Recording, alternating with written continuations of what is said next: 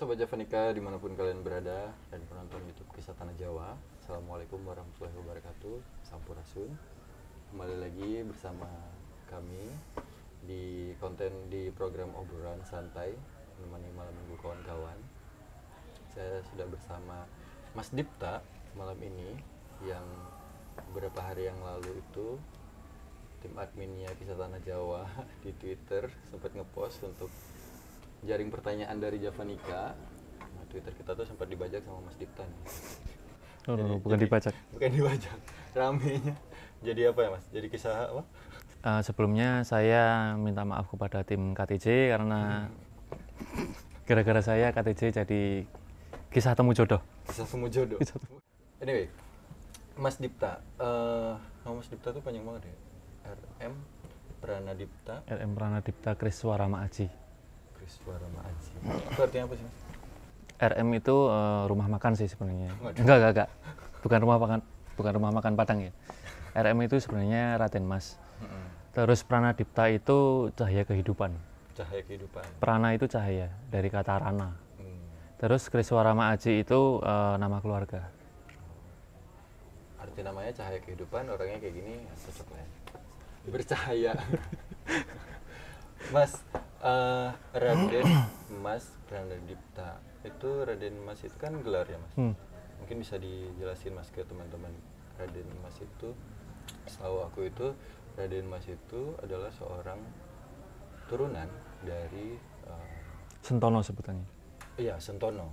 Sentono. Yang keberapa sih Mas Dipta ini? Saya grade 4. Grade 4. Dari HB8. Grade 4 dari HB8. Jadi HB8 1, 2, 3, 4. Karena setelah kan dia ada tingkatannya ya Mas, ke berapa kayak ada. gitu, RM terus seterusnya. Kalau nggak salah ke-4 atau ke-5 itu udah R, nggak ya? pakai RM, cuman Raden. Kalau boleh tahu nih Mas Dipta ini turunan atau Sentono dari bapak atau dari ibu? Dua-duanya. Secara silsilahnya? Dua-duanya. Okay. Jadi dari bapak HB8 juga, dari ibu HB8 juga, ada HB6-nya. Okay. Jadi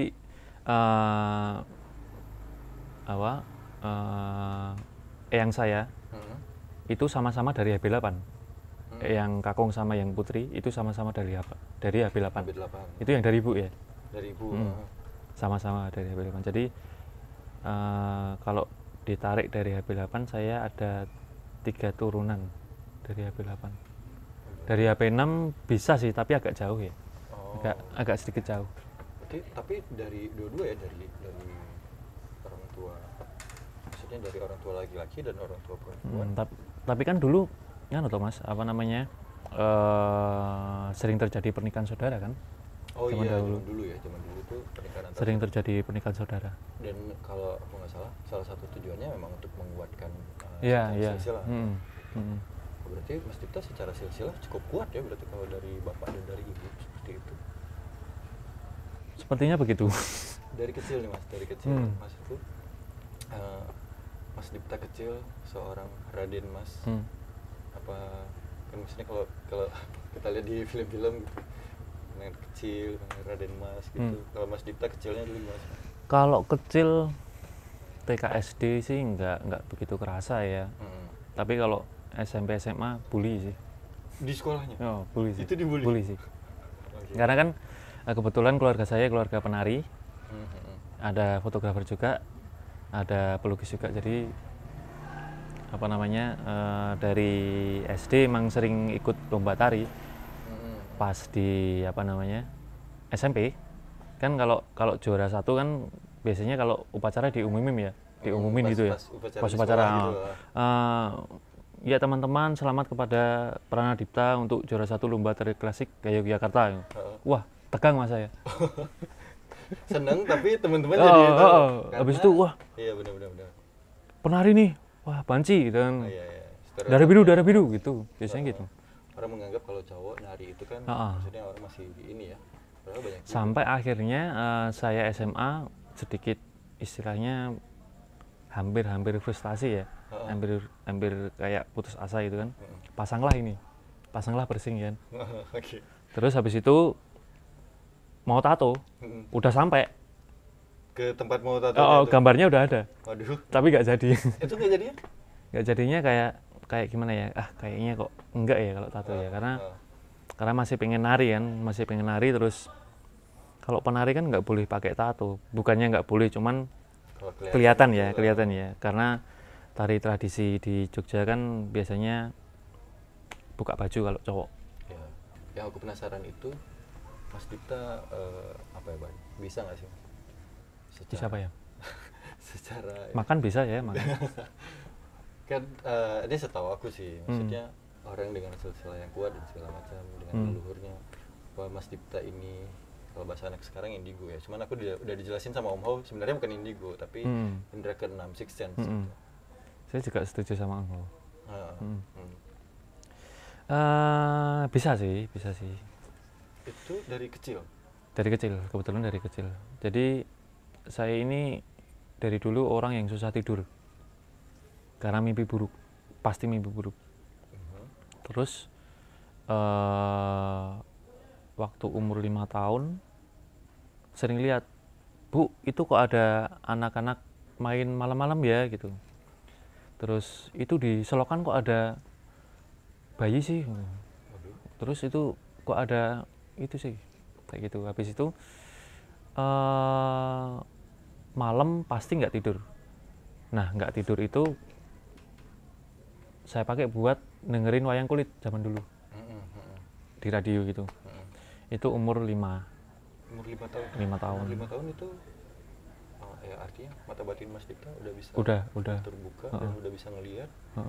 Itu gimana sih Mas? Maksudku ya sampai maksudnya kayak sekarang bahkan secara umum orang udah gede pun kalau tiba-tiba ngelihat atau apa segala macam walaupun gak jelas ya kayak bayangan doang gitu. Ini Mas Dipta dari kecilnya udah bisa ngelihat kayak gitu.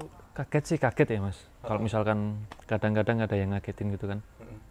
Cuman kan anak kecil kan tahu apa sih gitu. Waktu itu ya anak kecil kan tahu apa sih, paling juga cuman taunya game. Terus Mas Dipta maksudnya itu diceritakan atau di pasti saya ceritain ke ibu. Oke, ibu. Ke ibu. Karena ibu kebetulan juga bisa. Oke. Jadi saya tahu kalau ibu bisa itu SMP sih. Sebelumnya nggak tahu? Sebelumnya nggak tahu apa itu sixth sense. Tapi dari kecil Mas Dipta udah cerita ke ibu. Berarti dapat apa ya, seperti arahan dan bimbingan gitu? Arahan dan bimbingan lah. Arahan dan bimbingan. Dapat sixth sense. Itu secara yang Mas Dipta bilang kalau misalnya malam susah tidur karena mimpi buruk itu berarti dari kecil tuh? Dari kecil. Itu mimpi buruknya biasanya kayak gimana sih? Maksudnya mimpi melihat sosok atau? Melihat sosok. Terus kadang-kadang kan ada yang di film horor itu kalau pemerannya lagi tidur terus tiba-tiba kebangun di depan ada muka gitu kan. Itu real. Benar-benar itu dia. Pernah. Itu pernah. Tidur terus kebuka mata bangun tiba-tiba di depan. Ternyata itu mimpi. Oh. Kan banyak kan di film-film kayak gitu. Yang kayak gitu kan. Itu real Mas. Kejadian. Kalau kan sixth sense kan bermacam-macam ya. Ada 5 jenis atau lebih gitu kan. Iya. Nah, kalau saya lebih ke mengetahui bisa dibilang masa depan. Kan ada juga yang bisa tahu kalau megang barang. Iya. Terus apa namanya? Psikometri kalau aku nggak salah. Terus habis itu tahu sejarah dan lain sebagainya. Nah, kebetulan saya yang tipe ke masa depan. Nightmare. Mimpi buruk. Pas waktu kecil Mas Dipta udah sering ngelihat sosok. Masih ingat nggak sih apa sosok yang bikin Mas Dipta? Yang saya ingat banget sebenarnya ini sosok gede kayak macan gitu, kayak harimau gitu. Cuman detailnya saya nggak mau ceritain. Yang jelas gede banget kayak harimau. Dan sosok itu terkenal di lingkungan keraton. Lingkungan keraton dalam arti sering berpindah-pindah di area Jeron Beteng namanya, di dalam beteng. Beteng dalam. Di dalam beteng. Pasti kalau yang tinggal di dalam beteng pasti tahu sosok itu. Gede banget. itu Mas Dipta dari kecil tuh? Mengaum. Saya lihatnya itu di dalam Kaneman pas sepak bola maghrib. Pernah lihat itu di dalam Kaneman, terus di kantornya di Keraton juga pernah lihat itu. Itu yang menurut Mas Dipta itu yang paling ngagetin, paling bikin? Nggak ngagetin karena udah kenal duluan, udah pernah ketemu kan dulu pas waktu kecil. Terus pas masuk ke Keraton ke Tepas Tondowekti ketemu lagi. Gitulah. Mas pertama kali Mas Dipta, aku pengen nanya waktu kecil nih, karena banyak juga teman-teman yang punya kemampuan kayak gitu ya, yang bisa ngelihat dan segala macam. Mereka ini kadang-kadang kan bingung ya, apalagi kalau dimulai dari kecil gitu. Pertama kali Mas Dipta cerita ke ibu, itu Mas Dipta masih ingat nggak ya ceritanya? Maksudnya gimana cara Mas Dipta menyampaikan? Ya cuman, Bu, kok ada anak kecil di got ya? Dan gitu. Respon ibu waktu itu? Dinasehatin. Itu bukan anak kecil, itu gini, kayak gitu. Mungkin juga karena ibu juga ngerti ya. Kebetulan kan saya juga lahir Kliwon. Harinya nggak usah saya sebutin ya. Jam 12 pas Suro juga. Tanggalnya nggak usah saya sebutin. Secara silsilah, secara lahir juga pada saat lahir. Jadi kalau pas Suro itu saya bukan nggak boleh ya, tapi lebih baik di rumah lah, nggak usah kemana-mana, karena 2 kali saya pas Suro kemana-mana keluar sama teman-teman hasilnya sangat buruk, patah tulang Mas 2 kali. Aduh. Di sini patah tulang 2 kali. Mana ini ya? Nanti sama kameramen ini boleh diambil. Ini nih. Jelas. Nah, jadi pas udah kelihatan belum?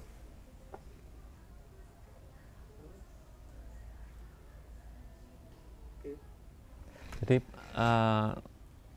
2 kali patah tulang SMP sama SMA. Gara-gara itu seperti apa sih Mas?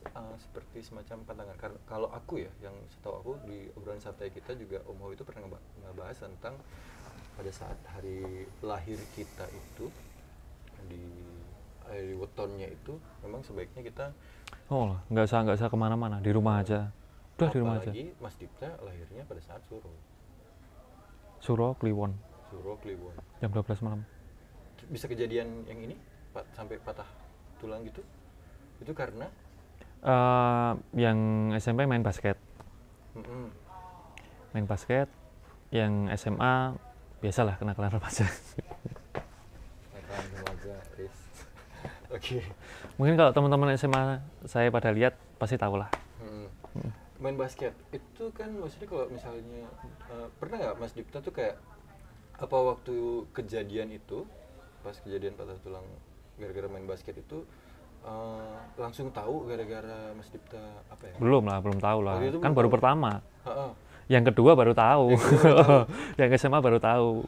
Berarti emang bener nggak boleh kemana-mana ini. Pas yang pertama tuh, yaudah. Yang penting, aduh masih bisa nari nggak ya? Gitu sih. Yang paling penting karena emang hobi saya nari. Dari kecil udah bisa melihat dan segala macam. Aku pengen ngebahas juga Mas Dipta ini seorang supervisi bagian dokumentasi sama hal-hal yang keluar di medsos. Dalam arti YouTube, Instagram, Twitter, Facebook, website di Keraton Jogja. Sama digitalisasi juga, kan banyak barang-barang yang harus di foto untuk masyarakat umum melihat kan. Maksudnya dalam arti banyak naskah, banyak perabotan keraton yang perlu untuk digitalisasi karena memang untuk kebutuhan edukasi masyarakat. Itu Mas Dipta mulai menjadi tim atau bagian dokumentasi di Keraton Jogja itu sejak kapan sih? Belum lama sih, sekitar 2015 sih. Sebenarnya dari dulu sering ke keraton. Kalau zaman SD atau TK itu, TK sampai SMP lah, sering ke keraton untuk peragaan busana. Kadang-kadang ada pentas peragaan busana, nah itu saya sering ke keraton. Sama eyang-eyang sama keluarga juga. Dengan suasana keraton artinya udah terbiasa lah. Udah terbiasa. Nah, terus pas 2015 ditarik oleh Mas Ewit namanya sama Gusti Ayu. Habis itu ketemu Kanjeng Noto, ketemu siapapun itu, ketemu Gusti-Gusti yang lain. Ini selalu menjadi rasa penasaran semua orang karena menurutku udah banyak ya yang tahu untuk mendokumentasikan kegiatan-kegiatan atau acara-acara di keraton itu. Nggak semua orang, bukan bisa ya, mungkin kalau ngambil foto doang bisa, cuman kayak nggak semua orang bisa mendapatkan hasil foto yang sesuai gitu Mas. Ada yang ngeblur lah, ada yang alatnya tiba-tiba rusak. Itu benar nggak sih?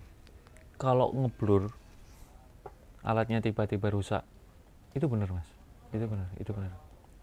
Jadi ada beberapa kejadian. Kan kita mau tes studio nih, mau ambil foto studio buat sebuah tarian. Lalu kan di atas kamera kan pasti ada receiver buat nerima sinyal ke lampu flash kan. Flashnya itu mati. Terus receivernya juga mati. Kebetulan saya nari. Itu yang ngerjain teman-teman dari TTY. Terus saya dipanggil.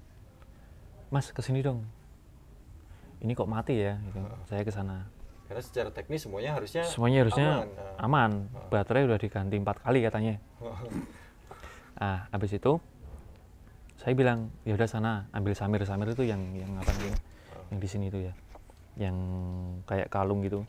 Warnanya merah sama emas itu. Nah, itu. Pas mereka ambil samir, saya cuman bilang, maaf. Ini pakai bahasa, tapi saya bilangnya pakai bahasa Jawa, cuman karena biar lebih enak buat dengarnya.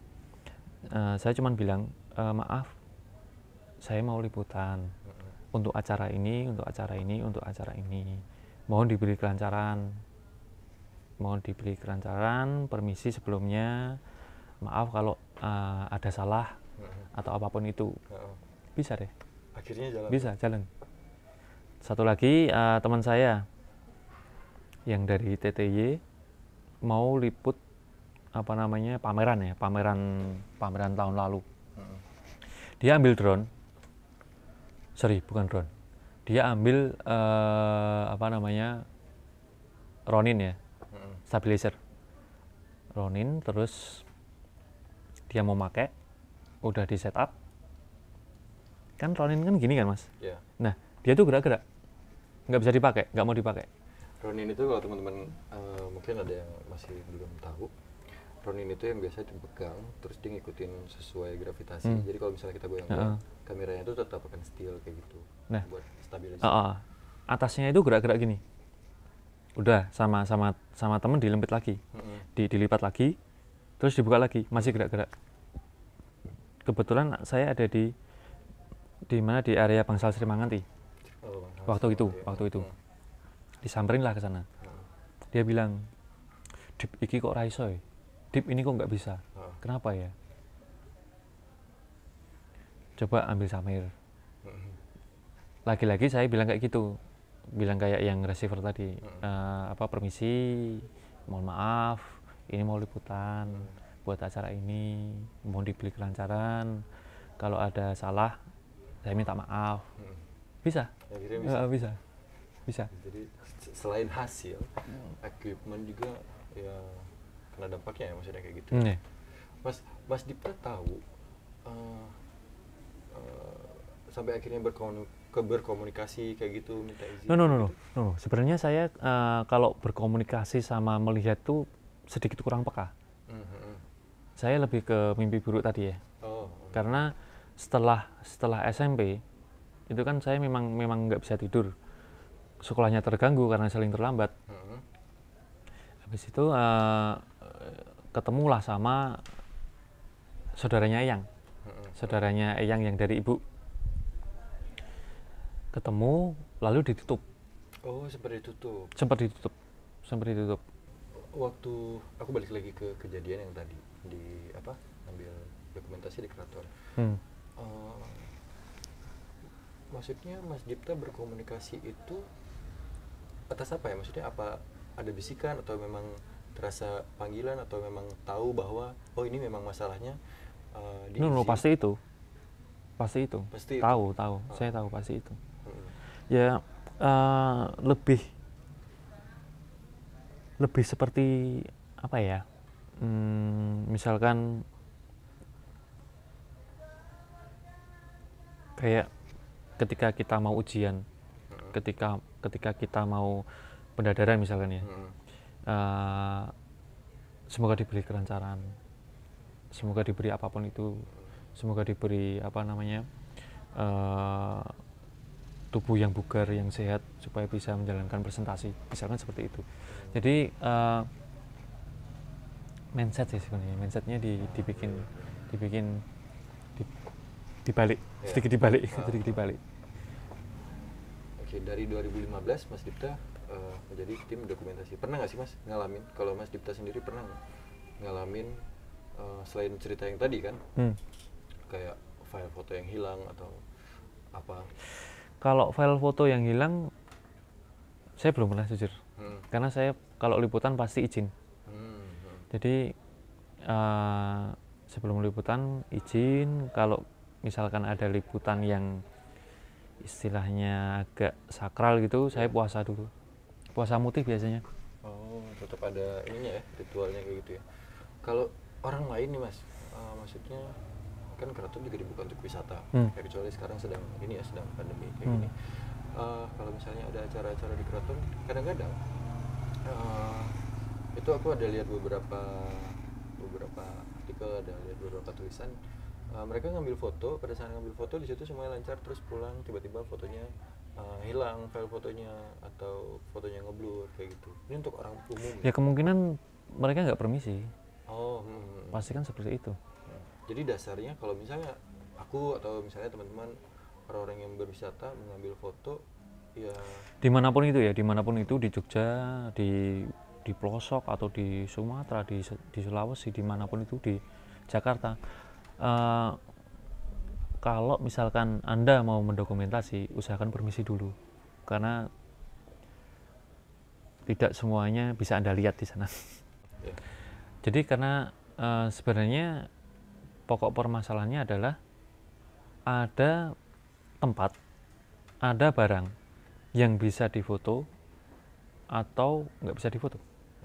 Ada yang boleh difoto atau nggak boleh difoto. Kalau di keraton kayak gitu. Jadi misalkan ada satu barang, terus wah kayaknya nggak boleh difoto nih, ya udah saya nggak foto. Terus ada satu barang, wah ini kayaknya boleh difoto. Ketika saya ragu, saya akan tanya Gusti pasti, Gusti ini boleh difoto nggak? Gitu. Kalau untuk orang umum Mas, kita?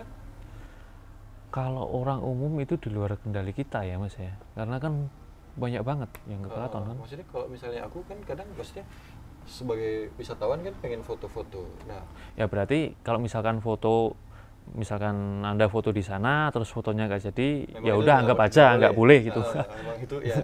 Gitu aja. Kodenya di situ. Kalau gitu aja. Kalau fotonya hilang atau apa, memang ya sebenarnya memang itu nggak boleh diambil foto. Nggak boleh. Gitu. Pasti ada alasannya. Gitu. Oke. Menarik sih Mas. Terus aku pernah ada baca berita juga, nggak semua orang bisa ngambil, mohon maaf ini, nggak semua orang bisa ngambil foto Sultan Ngarsodalam. Itu benar nggak sih? Ada benernya sih, ada benernya. Kalau secara teknis, Ngarsodalam kan nggak boleh didirect. Misalkan permisi Ngarsodalam kanan dikit, nggak boleh. Kalau itu secara teknis fotografi ya. Iya. Kalau secara non teknis itu banyak sih. Ini juga aku juga baru tahu. Ya yes. Lebih ke tata kerama dan sopan santun mungkin ya. Kecuali wartawan diperbolehkan masuk, berarti itu emang udah boleh. Emang Ngarsodalam bersedia atau nggak apa-apa gitu. Boleh difoto. Aku balik lagi. Mau foto dimanapun itu harus minta izin dan segala macam. Kalau aku sih ngebayanginnya sama seperti kita fotoin orang ya. Iya. Orang nggak kenal pun kalau kita orang nggak kenal pun ketika kita mau minta foto dia ya harusnya kita.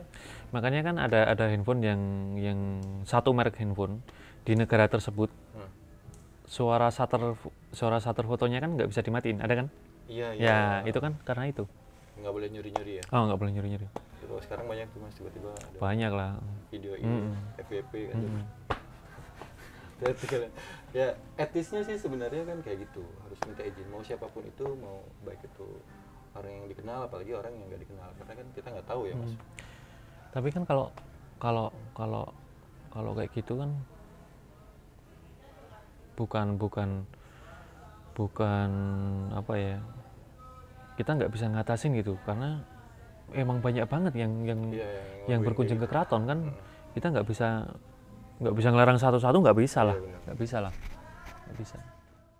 Oke, kita lanjut lagi. Mas Dipta, aku masih pengen ngebahas tentang pengalaman Mas Dipta sebagai tim dokumentasi di Keraton Jogja. Punya pengalaman menarik nggak sih mas selama Mas Dipta? Pengalaman menarik jelas ya, di keraton banyak banget ya pengalaman menarik tentang yang kayak gitu. Cuman memang nggak bisa saya ceritain ini kan. Terus kalau pengalaman yang di luar keraton pun banyak juga, bahkan di luar Indonesia pun juga banyak. Pernah tuh mas? Yang kayak gitu ya. Jadi kalau sama Gusti paling sering dapat pengalaman kayak gitu pas saya sama Gusti Mangku sih, Gusti GKR Mangkubumi. Itu pas mana mas? Itu pas di Belanda sama Amerika. Waduh. Di Belanda dulu ya, di Belanda dulu. Di Belanda kan, dulu. maksudnya kalau setahu aku ya, Belanda itu kan masih punya ikatan ya. Iya, makanya itu kan. Terus kita baru napak tilas namanya, napak tilas tempat mana aja yang dikunjungi oleh Ngerso Dalem HP9 pada saat di Belanda. Nah terus pada saat napak tilas ada di sebuah mirip bangunan tua, bekas penjara sepertinya, karena ada sel-sel juga. Itu di kota apa mas? Dipta masih ingat nggak? Aduh, di Leiden. Leiden. Itu di Leiden. Habis itu saya kok kayak ngelihat kursi kosong gitu ya, kursi kuno gitu, warnanya merah, coklat tua. Habis itu saya kok penasaran, kok kayaknya ada ya di sana. Memang ada bayangan sih, cuman saya mungkin cuman perasaan doang. Habis itu saya motret, saya membelakangi kursi, terus Gusti Mangku bilang, Dip, jangan mundur-mundur, kamu nginjek roknya. Panik lah saya di sana. Oh berarti saya bener. Terus saya maju pelan-pelan, nengok ke belakang, maaf permisi. Langsung kayak gitu. Iya, otomatis itu. Iya. Karena udah terbiasa juga di keraton kan, jadi maaf permisi, walaupun nggak tahu ya dia bisa bahasa Indonesia atau enggak. Iya kan? Itu diingetin ya sama Gusti Mangku. Diingetin. Terus sempat di museum juga di Belanda, kadang-kadang Gusti Mangku gini, Dip, Punji Gusti siap. Oh iya Gusti siap. Berarti itu kode.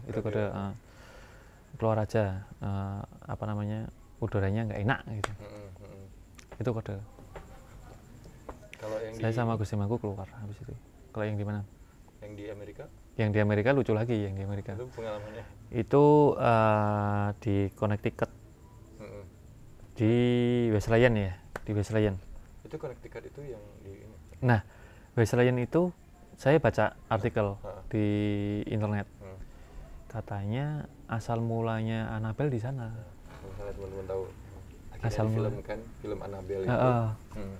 Terus sampailah ke hotel malam-malam dari bandara kan. Habis malam-malam kita turun, kebetulan mau ngerokok. Kebetulan ada Gusti Mangku juga mau turun ambil barang.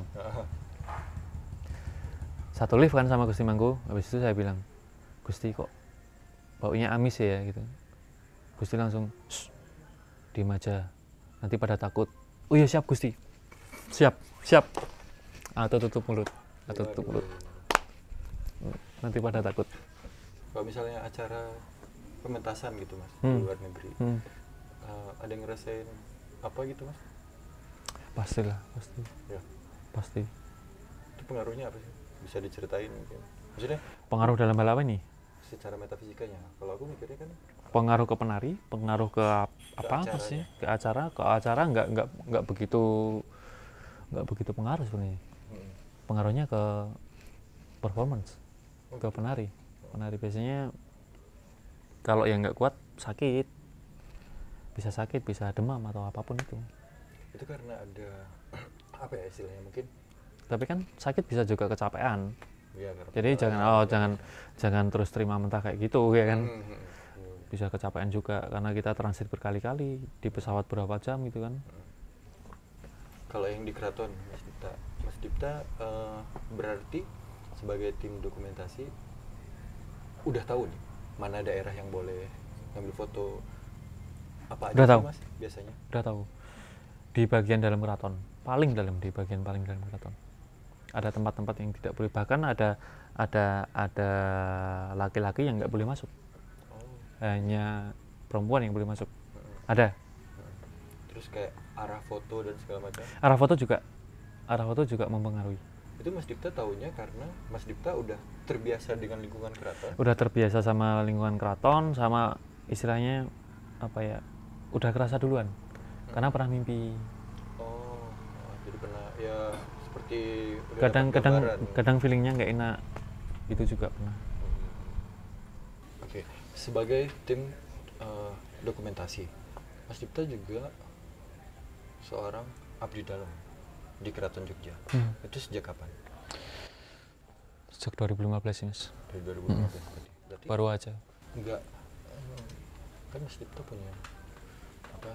Sentono lah ya. Berarti enggak langsung serta-merta menjadi abdi dalam.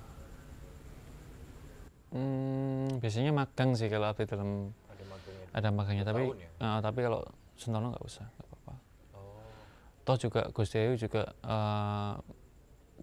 apa namanya, kayak semacam penunjukan menunjuk gitu ya? Saya untuk ke Tondo Yekti. Mas, apakah semua orang yang apa ya bekerja di keraton itu langsung menjadi abdi dalam atau bisa menjadi abdi dalam atau enggak? No. Semua itu ada prosesnya Mas. Jadi ketika misalkan Mas mau daftar abdi dalam nih, harus magang dulu. Harus magang dulu selama 3 tahun. Habis itu baru bisa diangkat jadi abdi dalam. Kira-kira seperti itu. Mas Dipta jadi abdi dalam pada saat mulai menjadi di tim dokumentasi langsung menjadi abdi dalam. Langsung. Bedanya karena Sentono jadi nggak melewati proses magang karena ditunjuk juga. Karena udah ditunjuk juga. Apa sebagai abdi dalam, dan kita mungkin lanjut ya pembahasannya karena ini menarik juga Mas Dipta ini seorang Sentono, punya silsilah yang cukup kuat, terus seorang abdi dalam juga yang bekerja di Keraton Jogja juga, dan ya masih muda juga. Mungkin kita sedikit pengen ngebahas tentang masa mudanya atau sisi kenakalannya. Wah, gawat ini. Wah, gawat nih. Ngorek-ngorek tentang sisi kenakalannya seorang ya aduh. Maksudnya kan ya darah biru. Terus abdi dalam juga gitu. Mohon maaf Mas, permisi saya ada acara.